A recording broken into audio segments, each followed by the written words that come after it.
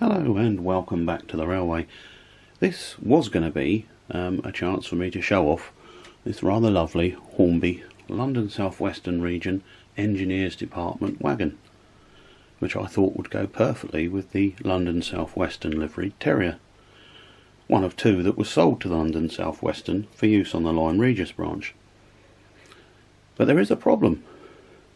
If I gradually increase the controller, and I'm using my Gauge Master walker belt, you see she just springs into life.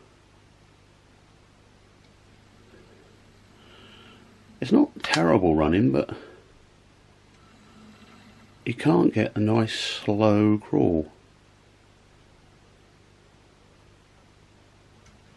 There we are. So I thought it would be rather interesting to perhaps do a workbench special and open up the terrier and see if we can diagnose the problem. I'll be looking for perhaps a build-up of too much thick grease in the gearbox, issues with the motor, hopefully not. I'm sure as it's a Hornby that won't be the case. I've done the basic servicing and oiled the coupling rods and the wheel bearings and things, but that hasn't made any difference. And let's just try and get the controller in shot. I'll gradually increase the controller.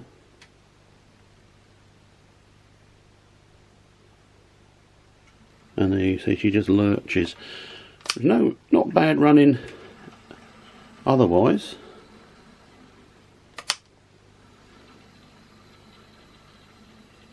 A little bit grindy perhaps.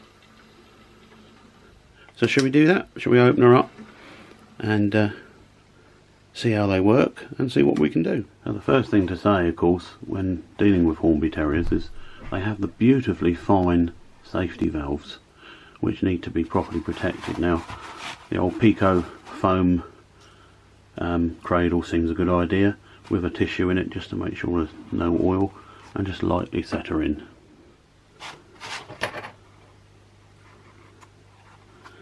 So to open the terrier you need to lever up the front coupling,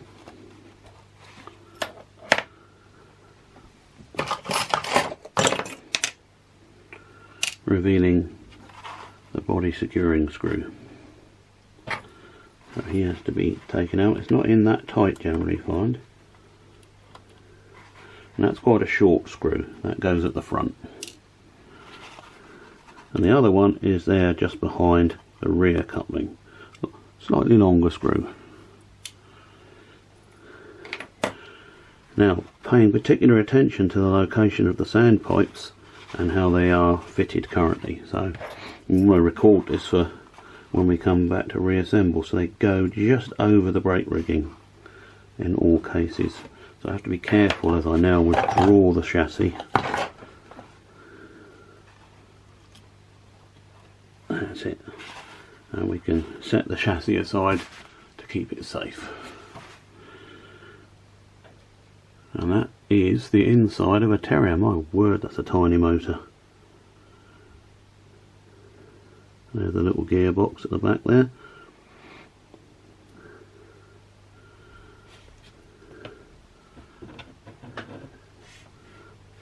So it looks like we've got two screws on top there. And I wouldn't mind betting there's another screw holding the back of that in. This is a DCC blanking plug. Okay, so the trick to removal is it actually goes back towards the motor. So I'm just tilting it. There we go. That's the DCC socket. And as expected, just behind the motor there is a little screw. Righto, I'm going to plug the blanking plug back in. Easy to know which way because the components face down. So we're now close to having a look, seeing what's going on in here. Hopefully you can see this. It's very difficult to do it on camera. So we've got two very small screws on top.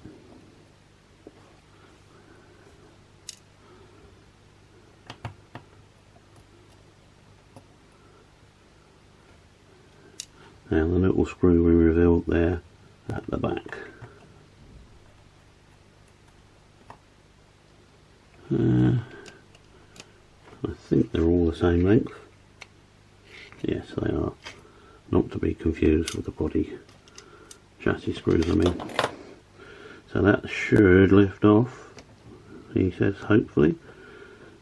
Oh look, the whole assembly has come off really. There it is.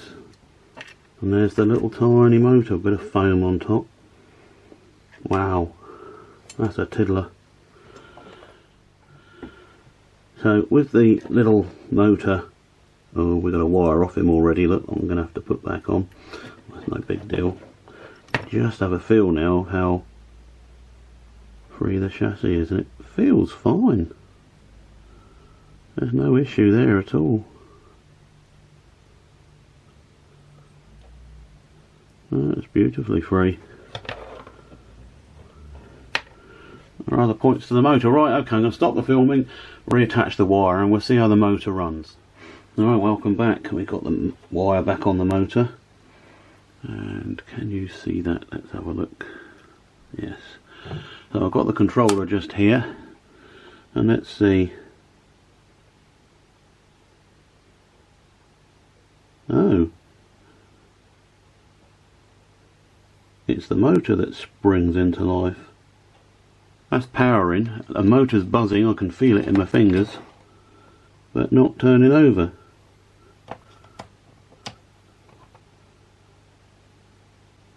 You can't get it to tick over gently, look, it goes to that sort of speed straight away. In fact, I don't expect you can hear that, but I can feel bump, bump, bump, bump, bump as it's turning. Oh no. Listen. Let's see if... Okay, benefit of the doubt. Perhaps it just needs its bearings oiled. We can certainly oil the front bearing with a little drop of Labelle. But the back bearing appears to be sealed. Yeah, that's not the end of the armature shaft, that's just a metal plate. Let's let it run for a little bit. Oh dear. God, there's nothing of this motor. It's not a cordless, although perhaps a cordless motor would have been a better thing for this loco.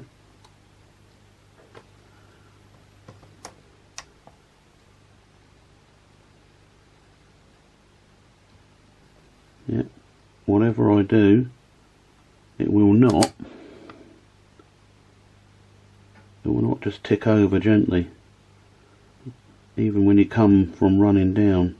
What? Then it stalls.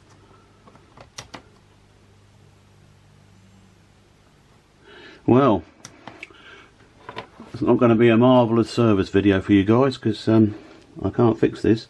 It would appear to be the motor that's at fault. Okay, after not too much fuss, it's back installed. Just have to watch the wires when you're pushing it back in. I sort of curled them round, but the top bit of the PCB there sticks up anyway. But this is, you don't want anything sticking out above this, because this is visible under the boiler of the loco. So just have a little check round and make sure that the wires are pushed right back in. There's a bit of tape there. There's been a lot of tape in locos these days. I've tested her on the track and she does run. I cleared some of the heavy grease out in the gearbox that you saw, and dropped a few drops of my trusty Labelle 102, which is gear lubricant, in there just to flow the gears a bit easier. And we put her back together. There's not much more we can do, and see if she runs any better at all. Okay, it's all reassembled, everything works. So let's just gradually increase the controller and see what happens. There's still lurches.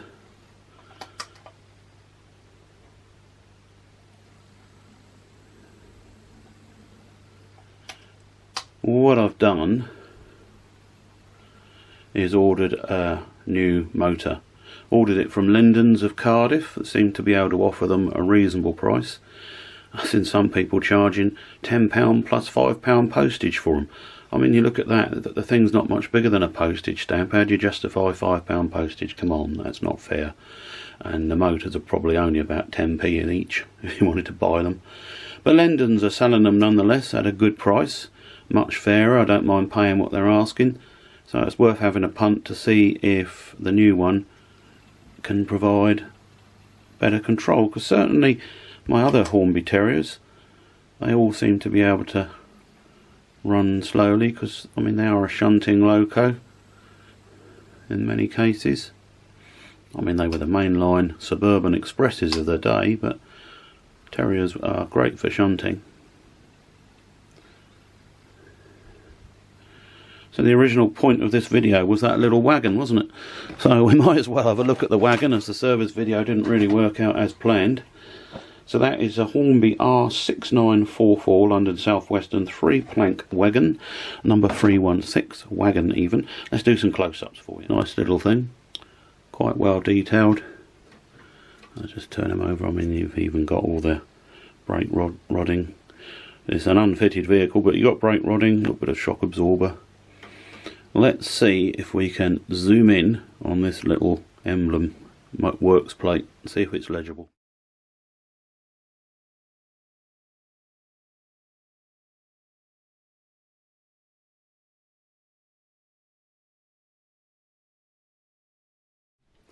So as we can see, we could read the plate, although some of the characters were illegible. I think it's more to do with the camera than anything else.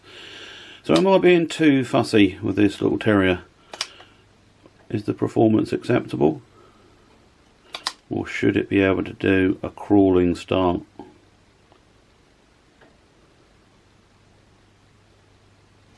No, I don't think I'm being fussy. I think it should do better than that.